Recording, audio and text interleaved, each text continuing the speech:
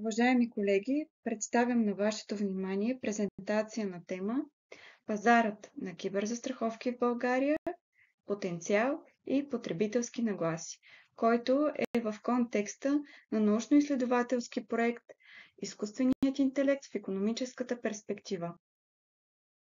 В рамките на проведеното научно изследване е установено, че лицензираните застрахователни дружества в България, които предлагат продукти, насочени към покриването на киберрискове, са едва две. Информацията, която е представена, е към 21 август 2023 година. В рамките на изследването е проведено анкетно онлайн проучване посредством платформата Forms Office и в периода 29 ноември – 10 декември 2023 година. Респондентите, които са се отзовали на анкетното проучване, са 512 пълнолетни български граждани. Анкетната карта е структурирана в 3 секции, в които са разположени следните раздели: информация на участника в анкетното проучване, която се състои от 5 въпроса, киберриск, втора част, която се състои от 7 въпроса, и трета част, която представлява киберзастраховане, състояща се от 6 въпроса. Разпределението на резултатите относно нивото на информираност на киберрисковете е следното. Преобладаващата част от анкетираните лица считат, че имат умерена информираност относно киберрисковете или умерени познания. Те са 304 души или представляват 60%. С добри познания се определят 103 лица, които представляват 20%. Същият е процента на лицата, които считат, че имат ограничени познания.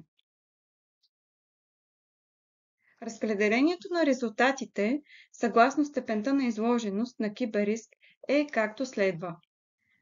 Преобладаващата част по отношение на този критерий са 55%, или това са 281 лица, последвани от лицата, които не могат да преценят, съставляващи 16%, лицата, които считат, че имат ниска степен на изложеност, 15%, и най-малък е делът на лицата, които считат, че имат висока изложеност. Това са 14% от анкетираните лица.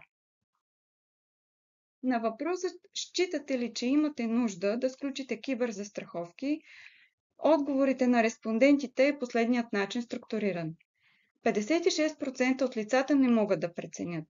Едва 17% от тях могат да преценят, а тези, които категорично не могат да преценят, са 27% или 138 лица. На следващо място са представени резултатите, свързани с въпроса: сключвали ли сте един или повече застрахователни продукти, покриващи киберриск, които еднозначно доказват, че преобладаващата част от българските граждани не сключват такива застраховки. Представляват 90% от анкетираните 512 лица. Що се отнася до склонността на анкетираните по отношение на закупуване на застрахователни продукти, покриващи киберрискове, преобладават лицата, които не могат да преценят. Те представляват 53% или това са точно 217 от анкетираните лица. Едва 36% от лицата, или 138 лица, са тези, които могат да преценят. Основните изводи, които можем да представим, ще се спрем на 3 след направеното научно изследване. Това, което може да заключим, е, че само 2 са застрахователните компании, които работят в областта на общото застраховане и предлагат застрахователни продукти, насочени към киберрискове. На следващо място е отчетен висок дял на респондентите, които не са запознати с спецификите и ползите от киберзастраховките.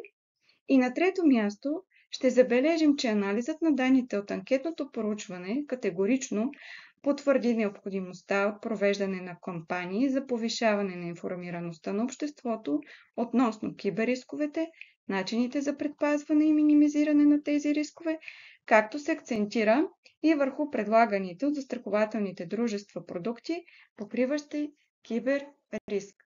Благодаря ви за вниманието.